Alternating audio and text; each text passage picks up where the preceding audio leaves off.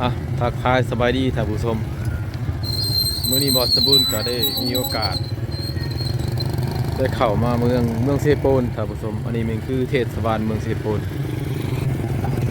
สำหรับเทศบาลเมืองเซโปนนี่มันเป็นตัวเมืองน้อยๆดอกแต่ว่าถนนหนทางนี่ก็สะดวกสบายการสัญจรไปมาสบายช่วงนี้ก็เป็นช่วงยามแรงยามค่ำคือเต่ากำลังเลิกโรงเรียนไปขับลูกกับหลานมาแต่โรงเรียนอยู่บนนี้ก็เป็นจุดสี่แยกที่บอสมบูรณ์ยืนคือว่าทางไปทางหน้านั้นก็ทางลงไปตลาดเมืองเซโปนเราจะลงไปทางหน้าเลยตลาดเมืองเซโปนมาทางนี้ก็เป็นเส้นทางไปออกใช้โรงเรียนวิชาชีพของเมืองเซโปนแต่สำหรับบรรยากาศในดีหลายบรรยากาศยามแรง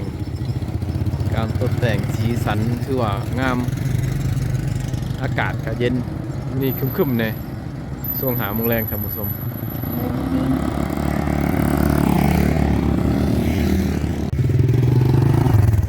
สำหรับจุดที่ตั้งของเมืองเซโปนเนี่ยคือว่าห่างออกจากสวรรค์เขตมาตัวเมืองเซโปนเดินทางมาทางชายแดนเวียดนามก็ประมาณอยู่170 กิโลเมตรท่านผู้ชมเดินทางมาทางสิเลเก้าแต่ถ้าทานเดินทางมาจากประเทศไทยข้ามหัวข้ามแม่น้ำคลองสวรรค์มุกดาหารและก็เดินทางเข้ามาทางทิศเหนือเข้าไปหาเวียดนามจะหอดเมืองเซโปนนี่ประมาณอยู่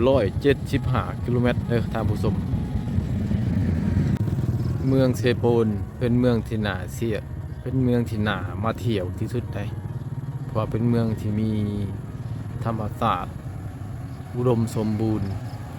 การค้าขายก็คือว่ามีแต่เครื่องแบบ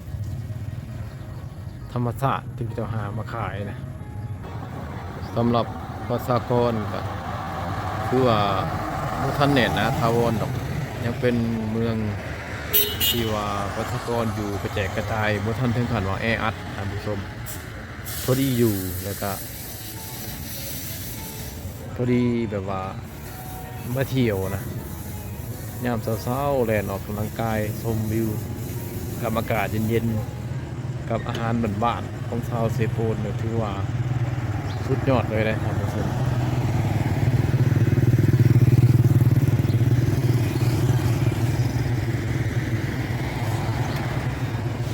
สำหรับเส้นทางเลขที่เก้าชมเส้นทางออกจากสวรรณเขตออกมาเส้นทางเลขที่เก้ามาเดินระหว่างก็เป็นทางที่คนขายเรียบงามพอสมควรและมาฮอดจุดครัวจุดนี้นะจุดครัวเซโปนนี่นะท่านผู้ชม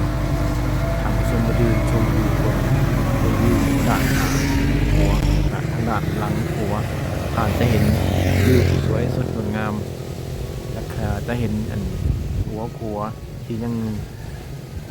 เสาครัวแถวตำบลหัวครัวที่ยังยืนสี่สง่าทางผู้ชมเห็นอันนี้ก็เป็นว่าประวัติศาสตร์แต่เข้าก่อนนะพอแต่ก่อนเป็นครัวดินครัวเก่าจะเข้าฝรั่งเห็นแต่ตอนนี้เป็นกระม่างเห็นใหม่เรื่อยเห็นแต่เท้าแหละทางผู้ชมผมได้เห็นสำหรับชาวเมืองเซโปนนี่สินค้าที่ว่าเป็นเจ้าขายในตลาดทุกมื้อนะจะเห็นแต่เครื่องป่าของดงประเภทที่เจ้าหามาจากธรรมชาตินะท่านผู้ชมนอกจากเครื่องป่าของดงแล้วก็จะมีขายหมูกระทอนี่ก็เป็นแบบสินค้าคือสื่อหรือนามของเซโปนประเภทแบบถ้าว่าได้มาเซโปนก็ต้องได้กินก็ต้องได้ซื้อหมูกระทอกับผักที่ผักนอกอันนี้เป็นสินค้าที่ว่าขึ้นสื่อหรือนามของเมืองเซโปนนอกจากทานจะได้ซื้อหมูกระทอไปผักกันต่อแล้วถ้าทานย่างเขาเลาะตลาดทานก็จะเห็นยอดหวายหน่อหวายที่กระเจ้าปลูกแล้วก็จะเอามาขายเป็นสินค้าอีกประเภทหนึ่งที่ว่าในเมืองอื่นจะบ่ค่อยมีแต่สำหรับเมืองเซโปนจะมียอดหวายยอดสารนะ ขายยามเช้าๆได้ทำสมถ้าเป็นยามแรงก็บ่ค่อยเห็นหรอกแต่เป็นตลาดแรงก็จะเห็นแต่หมากใหม่หมากแตงหมากอื่นหมากสาลีเช่นนะนอกจากอาหารการกินเครื่องป่าของดงของธรรมศาสตร์แล้วเมืองเซโปนยังเป็นเมืองที่มีปริมาณน้ำฝนหลายกว่าหมู่ใน15ตัวเมืองของแขวงสวรรณเขต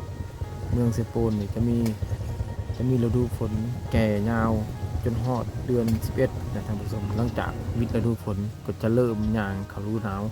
ฤดูหนาวก็แก่ยาวจนฮอดเดือนมิถุนาเดือน3พอวิดเดือน3ไปก็จะอากาศร้อนน้อยหนึ่งร้อนประมาณเดือนปลายเดือนกว่าๆแล้วก็จะกลับเข้าสู่ฤดูฝนอีกครั้งหนึ่งเอาล่ะท่านผู้ชมสำหรับคลิปนี้เราสนุกขอฝากไว้ที่นี่อย่าลืมกดไลค์กดแชร์และกดติดตาม